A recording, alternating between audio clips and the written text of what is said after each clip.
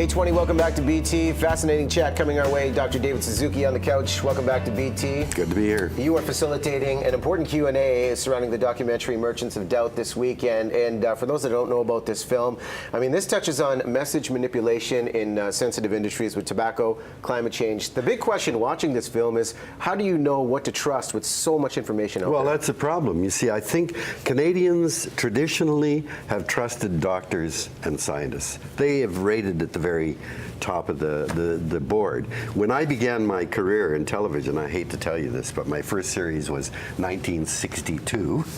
I did an 8-part series, but it was to try to educate people about the importance of science. Right. If we're going to make informed decisions, where do you get your best information? And what's really terrible about this whole Merchants of Doubt is they're attacking scientists themselves and saying, you guys are no different from anybody else. You're in this, you're distorting your data. This so-called climate gate where 3,000 emails were hacked into, it was a crime, right? And looking through all of these 3,000 emails, they get little bits and say, see, look at that, they're cheating. And it's an attack on science itself. And it is such a propaganda machine behind that, because what I find from Merchants of Doubt, what's so frightening to me, because I fancy myself being somebody who does the research, they're now mimicking even the official reports to appear the same with different information. Exactly. Like it's confusing, it's frightening. What do we need to do to find the right information? Well, you have to decide what organizations or what groups you think are credible.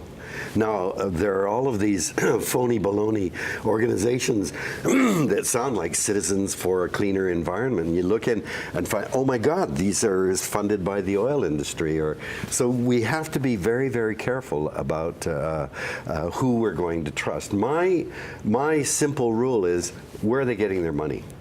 So you have an organization that's saying this or that. If they're relying for their support on the general public and they don't get money from big business, then I think that's more credible than a group that, like the Heartland Institute, that is heavily funded by oil. So, but we have to be critical about it because, you know, there's a lot of money coming from the fossil fuel industry.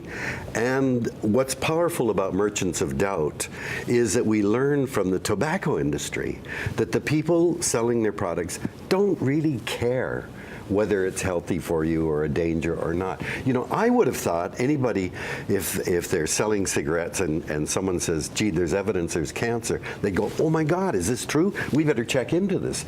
But the immediate response is always, that's a lot of baloney, they don't know what they're talking about. It's like the first episode of Mad Men. If anybody who's watched Mad Men, that is exactly how it began. Exactly. What's the spin? How can we make this seem like a healthy choice? So we're in a situation now where Bill C-51 really is setting us up where the oil industry is seen as an integral, important part of the Canadian economy, and anyone saying, hey, wait a minute, folks, you know, burning fossil fuels is creating more climate change, where that could become a crime, because it's speaking out against an important part of the Canadian economy. So people better think about this. There's an election coming up this year, and we've had a government that has just consistently not even been able to say the words climate change.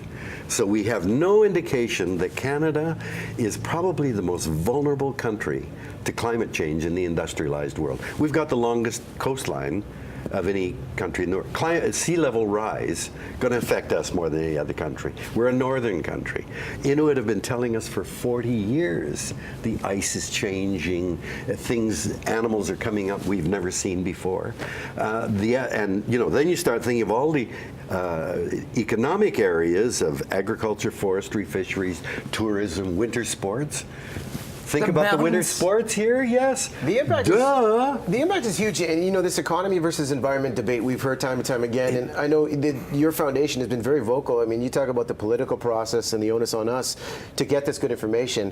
Transit plebiscite next week. I mean, your foundation has stood up and said, okay, we need to create change. Why is this such a valuable opportunity? What's about to happen in the next couple months here? Well, the disenchantment, I think, with government in the sense that whenever my tax dollars are used, they're being wasted. There's a very strong sense. And so the no's have an immediate appeal.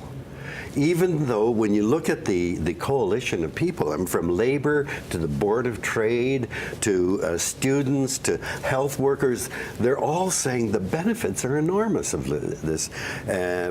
I've been astounded at the power of the no. Just no. I don't trust these guys. I don't want my money wasted.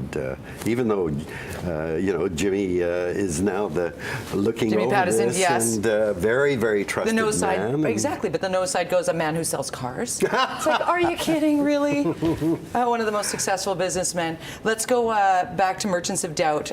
What I found, we only have 30 seconds left. We could talk to you for 30 minutes easily. Merchants of Doubt, the thing that struck me the most watching this documentary was how there is so much bait and switch, how there's so much, this is the issue, but we're going to make it over here. Right. How do we focus in? What should we be looking at? First and foremost, where can we put our attention? Well, I think that we have to say, look, the issue of climate change is settled. The scientific community has said that. What do we do? What are the opportunities? We have a real crisis coming now. Many of my colleagues are saying it's too late. We've already put too much up there.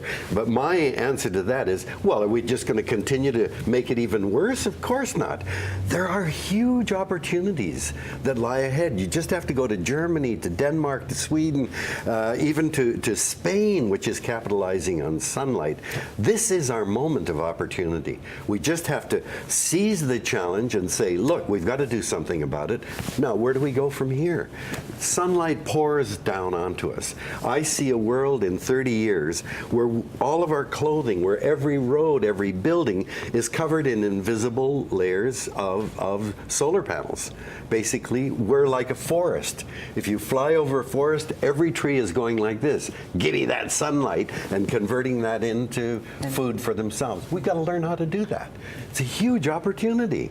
It's not just windmills, and geothermal, but let's just take the opportunity and go with it. Well, the dialogue is going to continue Saturday and Sunday. International Village, an important film it is. Merchants of Doubt. David, thanks so much for coming on and sharing the Great message. to be here. Thank you. You have to see this. Honestly, you do. Q&A with Dr. David Suzuki, Saturday and Sunday at International Village. Just always a pleasure to have you.